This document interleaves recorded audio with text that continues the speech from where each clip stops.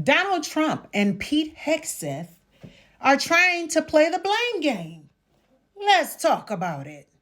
Donald Trump and Pete Hegseth is trying to shift the blame of the second strike that unalived two Venezuelan survivors on the fishing boat that happened September 2nd in the Caribbean waters.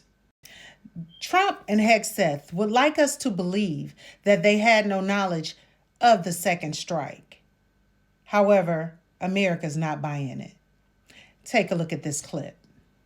Because a little speck on the head of a pin can kill somebody.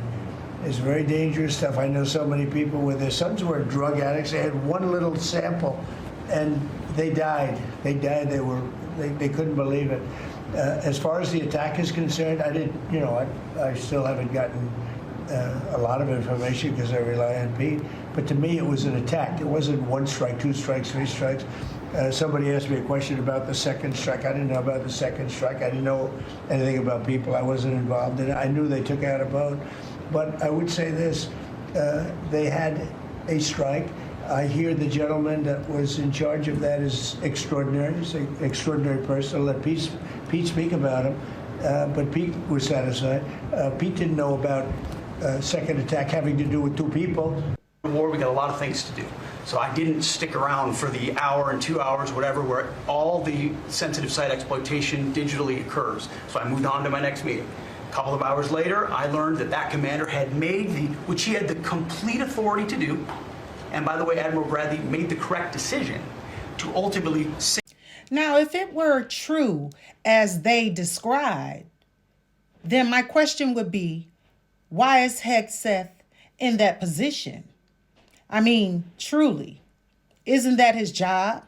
If it were a war on drugs that are coming into the U.S., wouldn't he stay there until the mission was accomplished? I mean, it doesn't make sense to me.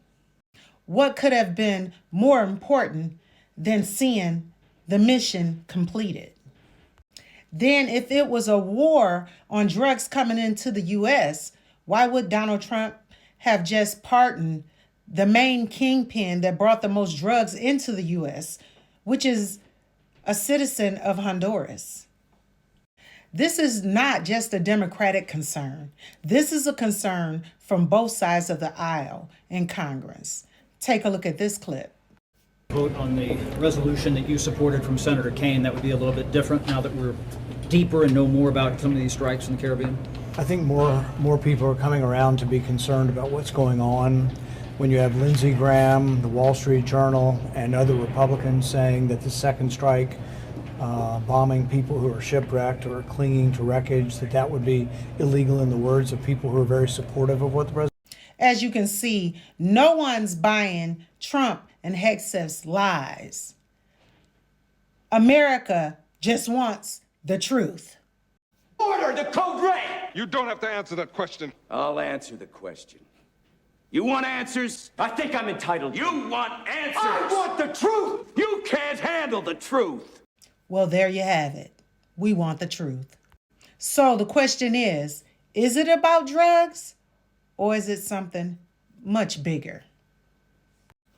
Broke the news reporting Defense Secretary Pete Hegseth gave a spoken directive, according to two people with direct knowledge of the operation.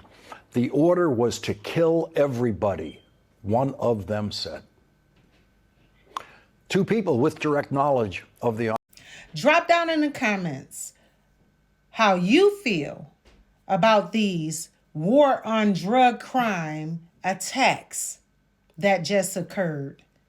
And don't forget to like, share, and follow me for more controversial topics.